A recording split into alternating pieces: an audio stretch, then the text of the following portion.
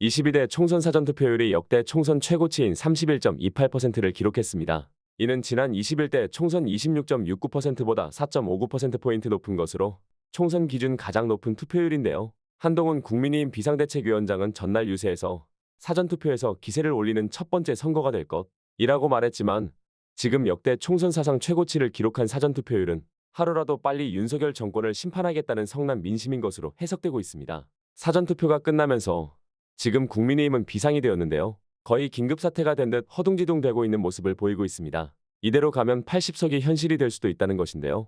이번 사전투표율을 분석한 결과 국민의힘은 충격을 받을 수밖에 없었습니다. 전남 41.19%, 전북 38.46%, 광주 38.00% 등 좌파 진영 텃밭인 호남이 사전투표율 1, 3위를 보인 것을 비롯해 서울 32.63%의 투표율이 전국 평균보다 높고, 보수 성향인 대구 25.60%가 최저 투표율을 보이면서 범야권 200석이 현실화될 가능성이 커지고 있습니다.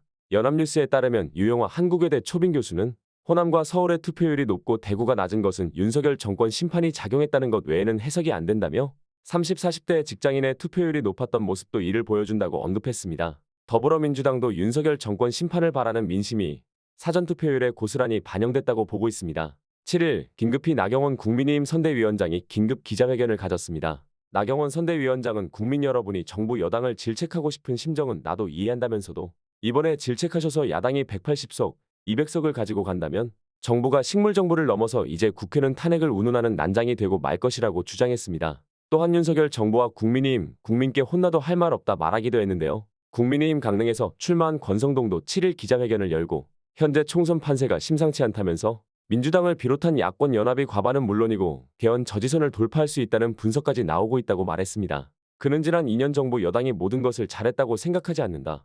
분명히 부족한 부분이 있었다면서 국정의 난맥이 발생했을 때 상세하게 설명하고 이해를 구하려는 자세가 부족했고, 정책을 추진하는 과정에서 국민과의 소통도 부족했다. 정책의 구체성에서 신중하지 못한 점도 있다고 했습니다. 둘 다 이번 총선의 참패 불안감에 막판 지지층을 결집시키려 안간힘을 쓰는 모습인데요. 이제 와서 반성하는 듯한 모습으로 읍소하는 것이 무슨 소용이 있나 싶습니다. 지금 103석에 그쳐 더불어민주당이 180석을 휩쓴 2020년보다 성적이 신통치 않을 것이라는 전망에 국민의힘이 초비상이 걸린 상태인데요. 특히 범야권이 200석을 석권할 경우 대통령 탄핵안 가결 저지선을 넘어서게 됩니다.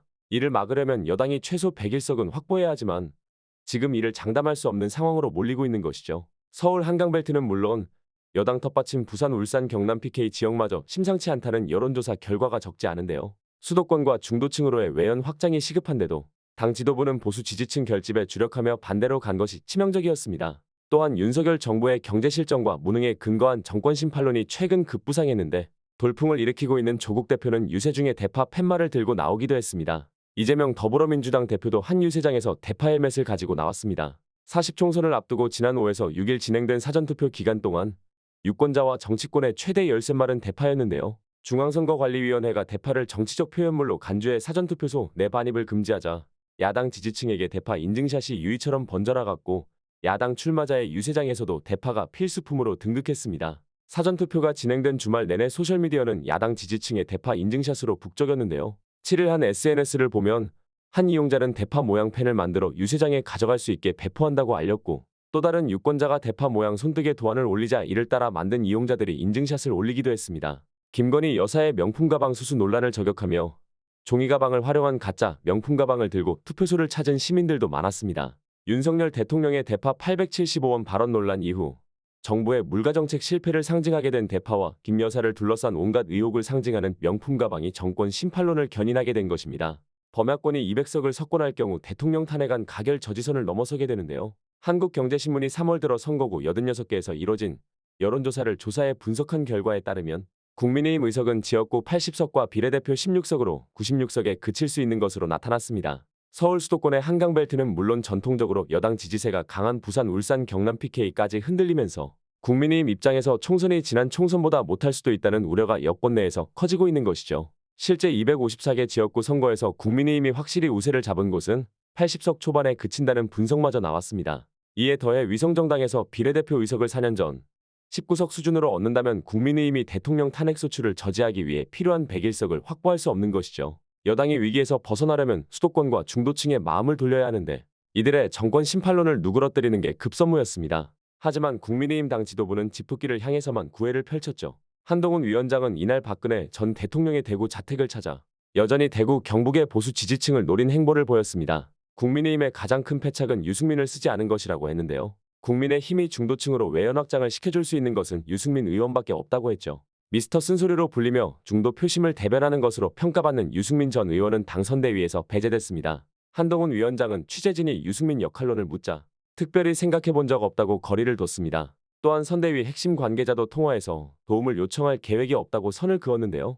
유승민 의원도 한 라디오 방송에 나와 당에서 도움 요청이 전혀 없었다며 요청이 온다면 당연히 당을 위해서 열심히 뛰었을 것이라고 안타까움을 토로했습니다. 그러면서 자신이 윤석열 대통령이나 한동훈 위원장보다 당을 더 사랑한다고도 했죠. 아무리 유승민이 윤석열 대통령과 각을 세워왔지만 도움이 된다면 한 명이라도 더 손을 잡아야 할 선거를 두고 최악의 길로 간 것이죠. 한동훈이 와서 한때 지지율이 높아질 것이라고 국민의힘을 승리로 이끌 것이라는 기대가 있었습니다. 하지만 국민의힘이 승리하기 위한 중요한 전략은 없었고 이번 선거에서 패배의 원흉이 될 가능성이 커졌습니다. 지난 4일 시작된 제22대 총선 여론조사 공표 금지 기간 전 마지막으로 발표된 주요 여론조사 결과들을 가중평균한 결과 제1야당인 더불어민주당과 조국혁신당의 평균 지지율 합계가 45.2%로 국민의힘의 36.3%를 오차범위 밖에서 앞선 것으로 나타났는데요. 지역구별로 초박빙 경합인 곳이 많지만 지금 분위기로라면 범야권의 압승이 예상되고 있습니다. 먼저 범야권이 180석 이상을 얻으면 지난 21대 총선과 비슷한 결과이지만 다른 효과를 가지고 온다고 했는데요. 먼저 2년 전 대선과 지방선거 승리를 국정운영의 동력으로 삼아온 윤 대통령이 곧바로 레임덕에 빠질 가능성이 크다고 보고 있습니다. 김상일 정치평론가는 범민주당 세력의 대승은 야권의 윤석열 정부를 제대로 견제해보라는 인준 효과를 준다면서 21대 총선의 야권 180석과는 의미가 전혀 달라진다고 말했습니다.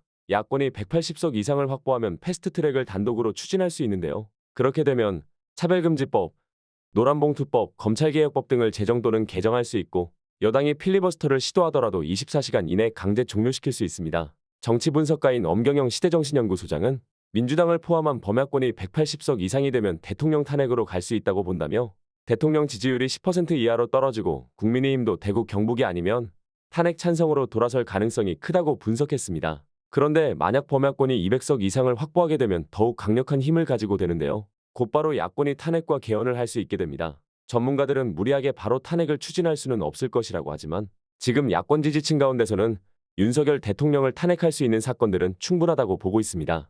중요한 것은 앞으로 김건희 여사, 해병대 최상병 사건, 이태원 참사 특검 등이 탄력을 받으며 그동안 윤 대통령이 정가의 보도처럼 휘둘러온 거부권이 무력화되게 된다는 것이죠. 많은 전문가들은 그래도 설마 국민의힘이 100석이 안 되겠냐는 의문을 가졌지만 사전투표를 보고서 이것이 현실이 될 수도 있다고 보고 있습니다. 윤석열 정권에 분노하고 있는 국민들은 이번 총선에서 막강한 힘을 보여주려 하고 있습니다. 지금까지 오한TV였습니다.